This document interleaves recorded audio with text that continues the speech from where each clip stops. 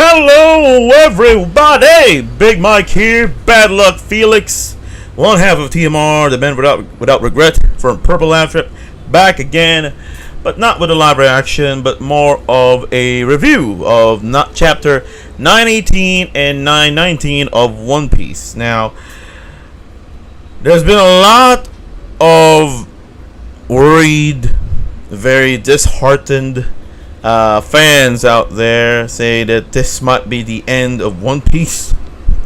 Not necessarily the end of the overall story, but in terms of quality of the story, in to some degree. Now, let's talk about 918, and then we'll go to that situation where a lot of people are a little bit peeing on their pants, or peeing in their pants right now, out of knowing where Oda is supposedly going with the story. So with 918, we see the aftermath of what Luffy did. Zoro, Luffy, O-Kiku, pretty much taking all the food and pretty much KOing a headliner, which is Hold'em. There are some people out there who were hyped, which I don't know why you will be hyped for Hold'em, because when I saw that guy, I didn't see him as a threat at all. Again, as much as some characters are comedic looking in One Piece, and just to a degree, they seem to, be, again, sometimes they are a threat. But if Oda, based on my own observation, alright, if Oda is going to make a person a overall threat for the crew, he would make them look intimidating. Now you would say, how about the guys from CP9, from Enies Lobby, that big round guy? Do you really expect him to be intimidating on his own? I doubt that. That's why he was grouped in with Lucci and the others, because those guys, Lucci, Kaku, I forgot the wolf guy's name, who else? Karifa to some degree. Those guys look intimidating as hell. The rest of the CP9 folks, we could say Boleno, again, the big round dude, and the guy that pretty much Chopper just beat up after going monster point. They don't really seem intimidating at all. They wear black suits, but that's pretty much it. We all know that those guys will pretty much get knocked out, or will be pushed to the side. They're just pretty much fodder for the Straw Hats, even though, again, pretty much the guys who fought them had a hard time, but those were not the monster trio. Those are not real threats. When we're talking about threats, we're talking about Jack. We're talking about Basil Hawkins. We're talking about freaking Kaido. So seeing Hold'em for the first time in the past few chapters, and hearing people thinking that, oh my god, he's gonna be a threat for the Straw Hats. He'll be one of the he's gonna be so powerful. He's gonna be so powerful that probably Sanji will face him, or probably Zoro will face him, or Luffy will have a hard time against him. No, absolutely not. When I saw Hold'em for the very first time, I immediately thought that he's just gonna be cannon fodder. Okay, that's pretty much it. People are being hyped or getting hyped out of freaking nothing. Don't think too much of the characters that come out and think that they are gonna be the best thing there is. No, don't. Look what happened with freaking Bobbin. Everybody got hyped over Bobbin, but Bobbin pretty much couldn't stand the hype. On my end, when I saw Bobbin, I didn't see him as a threat at all as well. Not at all. So, let's get back into the flow of things. So, again, Hold'em got knocked out.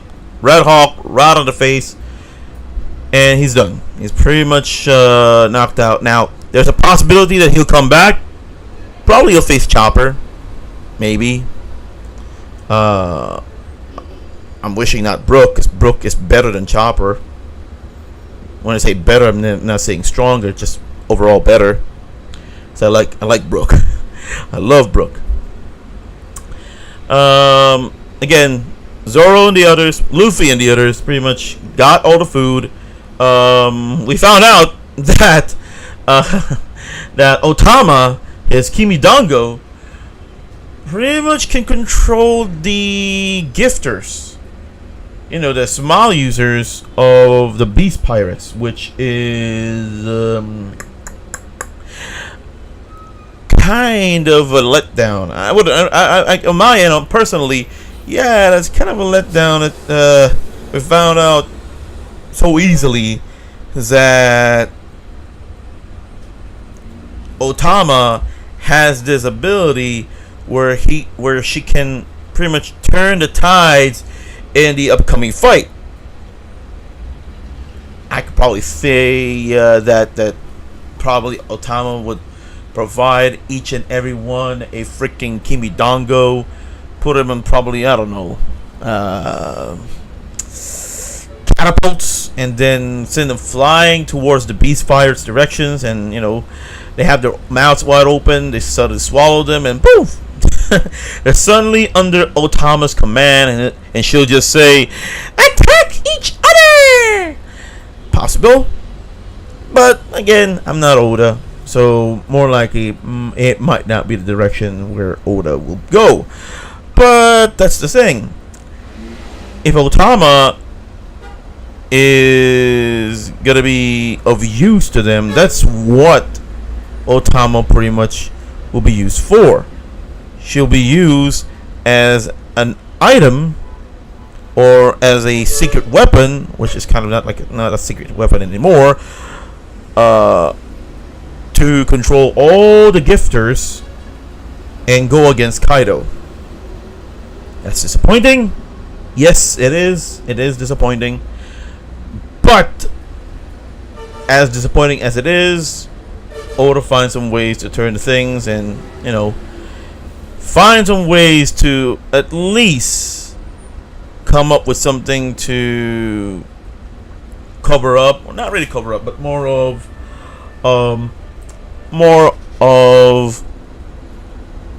making it that it's not that easy for the Straw Hats and pretty much for the Alliance. There are other theories out there that probably there's a time limit for the Kimidango to work, because again, Kimidango pretty much based on O-Tama, and pretty much whoever knows the ability is only able to control animals. Smile users are not full on animals, they're pretty much half animals, half human.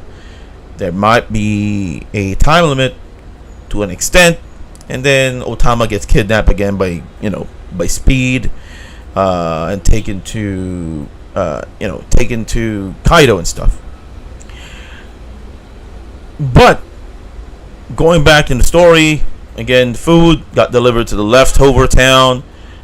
They fed everybody there, which is awesome and great. It saved the child and the mother. Everybody was talking about that, and probably it's something that really needs to be addressed, because a lot of people are thinking, oh my god, One Piece getting dark. One Piece has already been dark for a long time, guys. What the hell have you been reading? What the hell have you been reading? One Piece can be dark, will be dark, and has the ability to be dark. It has been dark, just as not as dark as what other people would probably think, but it has some dark tones. A baby supposedly going to be killed by a freaking mom, and afterwards the mom would pretty much hang herself because they're too hungry. They're very hungry, and they don't want to suffer anymore. The mother doesn't want the kid to suffer anymore, so might as well just end it, which is understandable because mommies. What else? Oh yeah, we got to an extent to see how Trafalgar Law and Hawkins pretty much fought, or pretty much we got to see how their abilities would pretty much affect each other. And basing on what I saw, it seems that Hawkins is not only able to transfer damage, literal damage, but is also able to transfer any effect, devil fruit or not, towards him to any of his subordinates. Because based on what we saw, because Trafalgar Law's slashing attacks, as long as they're within the room, doesn't really hurt you. It doesn't draw blood. It doesn't really cut you. It just, separates a body part of yourself from your main body, and so on and so forth. Trafalgar Law uses room, slashes, hits freaking Basil Hawkins. We saw the cut. It was shown in the panel. Oda made sure to see a slash coming through freaking Basil Hawkins, but Basil Hawkins didn't get damage. Or, again, Law's attacks doesn't really produce damage, but didn't have the effect that we thought would happen.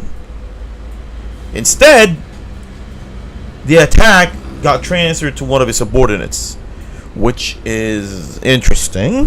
Very interesting. To some degree, we're seeing that Basil Hawkins is kind of immune to any sort of effect. I'm not talking about damage, I'm talking about any particular effect towards his physical body. May it be a devil fruit, may it be physical damage, may it be possibly poison, or so on and so forth. Because he can pretty much transfer anything, as long as he has the amount of dolls, 10 dolls and stuff. And then we saw that Trafalgar Law wasn't, taking it seriously. But when he found out the ability of, when he saw firsthand the ability of Basil Hawkins, he pretty much thought of a way to pretty much end the fight if he wanted to. He cut through every of his subordinates, all of his subordinates, pretty much destroying all the options for Basil Hawkins to transfer any effect or damage that Law could probably produce against him. So what Basil Hawkins did instead was block Law's slashing, block Law's slash sword attack. He blocked it because, again, if he gets hit, then pretty much he's done for. He gets sliced, his body gets separated somewhere, get transferred somewhere for shambles, things like that, and pretty much Hawkins will be useless to an extent. But that didn't happen because Basil Hawkins, as he said, you saw through that pretty quickly. It means Law figured out how to beat Hawkins, and that's pretty much just to take out all the fodder soldiers, all of his subordinates, so that he won't be able to use those dolls to transfer anything to any of his followers and so on. That's pretty much how it worked, and that's pretty much the weakness of Basil Hawkins as of now, based on the chapter, based on the chapter 919. 918. And then we get to the end part where we're pretty much being told that supposedly Kinemon and the others are zombies, ghosts, dead people. But no, it wasn't. At chapter 919, they explained it that they were sent from the past to the future to take vengeance against Kaido and the Shogun. Now, there are still people out there thinking who could it be? that transferred or pretty much sent the samurais of 20 years ago to the future, including Momonosuke, the mom, the wife of Odin, Momonosuke's mom. She pretty much chanted a curse, what I believe is pretty much a condition of her devil fruit, because I really believe there's a devil fruit. I am 90% sure it's a devil fruit. If it ain't, that'll be a big surprise. But I'm 90% sure it's a devil fruit. I'm giving a 10% chance that it's not, but 90% is a very big chance that it's a devil fruit.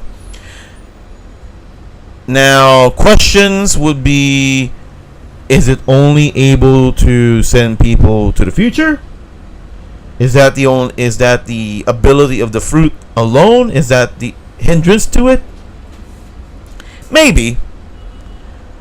Because as everyone is worried that Oda is using time travel right now in the story, this might derail or would more likely create a lot of plot holes to the overall story, to the overall mythos of One Piece, the lore, everything about One Piece could pretty much go down the drain because of all the possible issues that a time travel story arc would bring.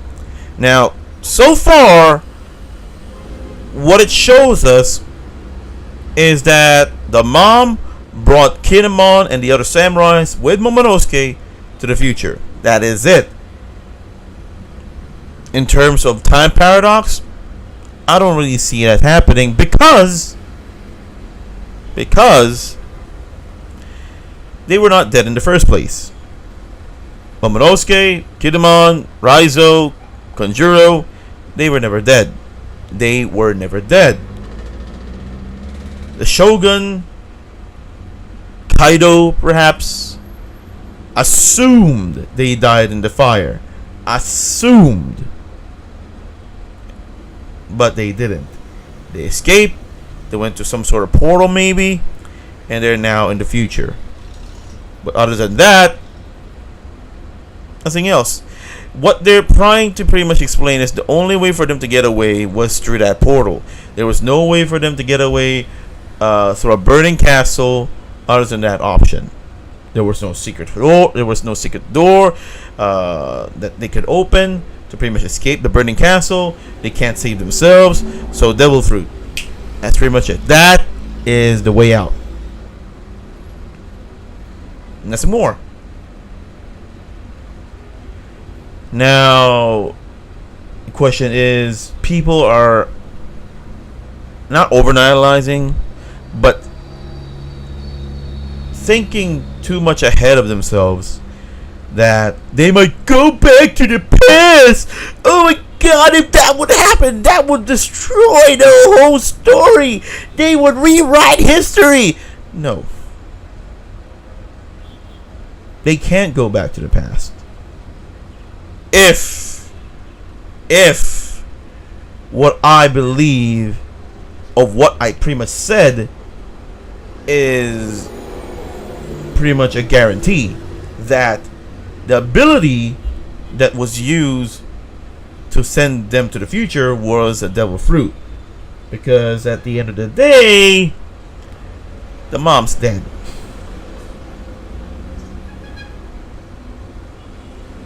No one currently, based on the chapters that we have, has the same ability as the mom.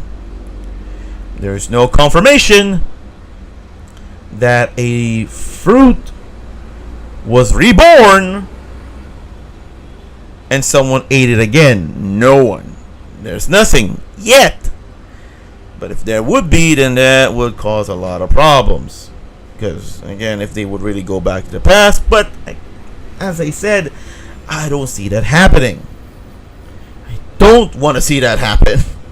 They should just stay in the future. Because that's, I think, where Oda is going with this.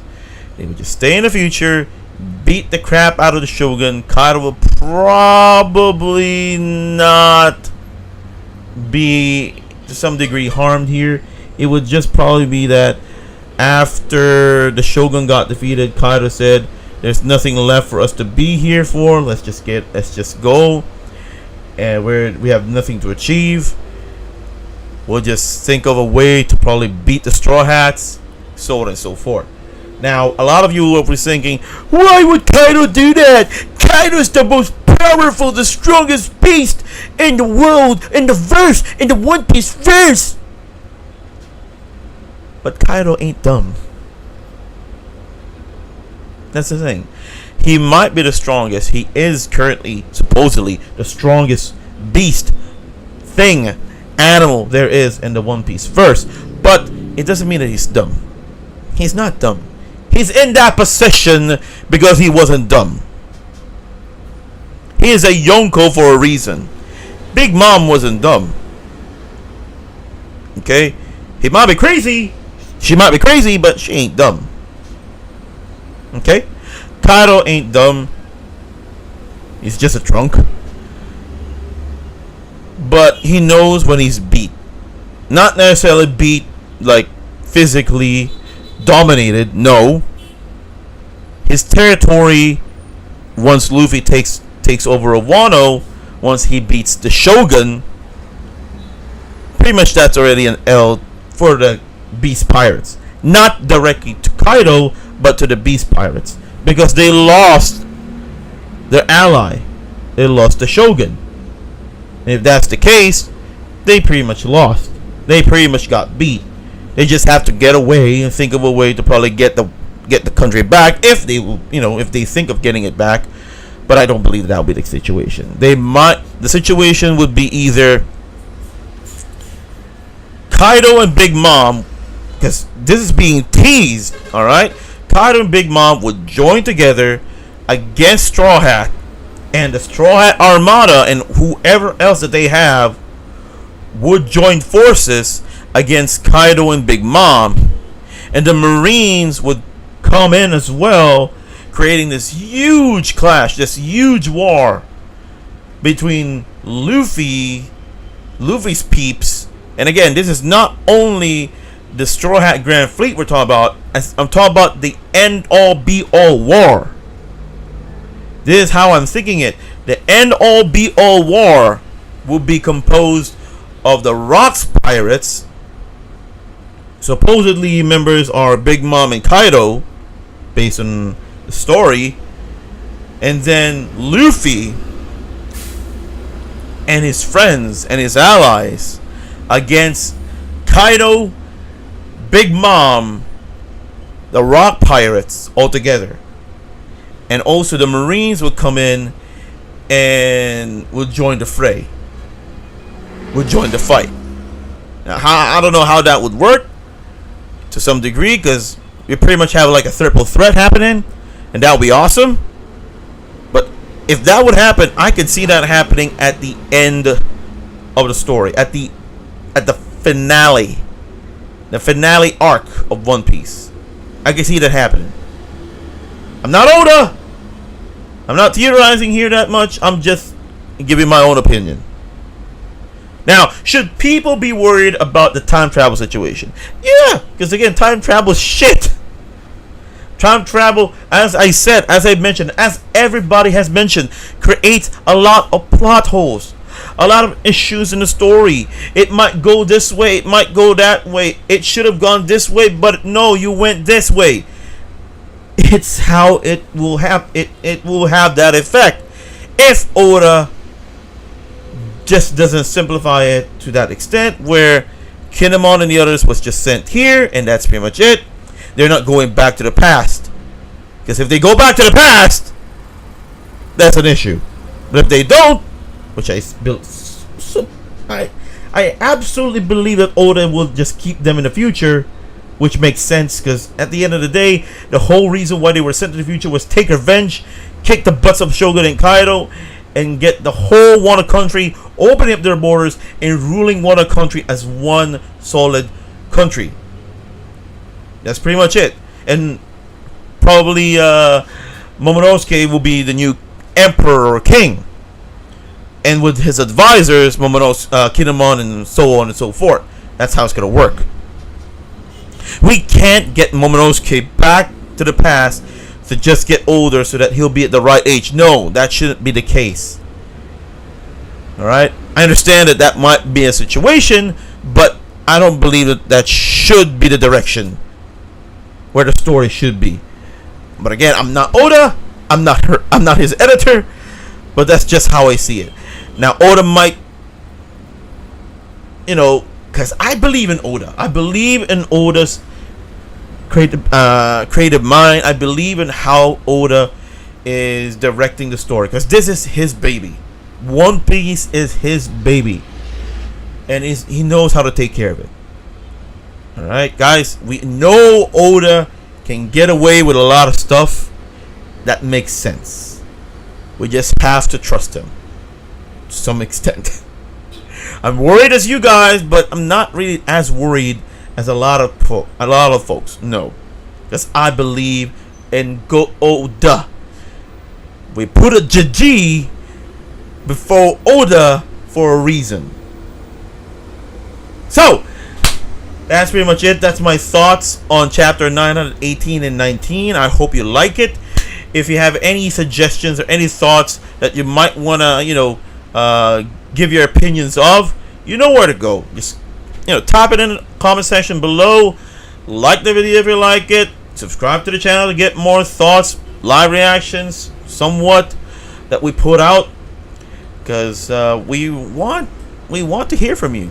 Because at the end of the day, One Piece or anything is a subject or a topic that needs to be talked about, because we love this stuff. I love One Piece.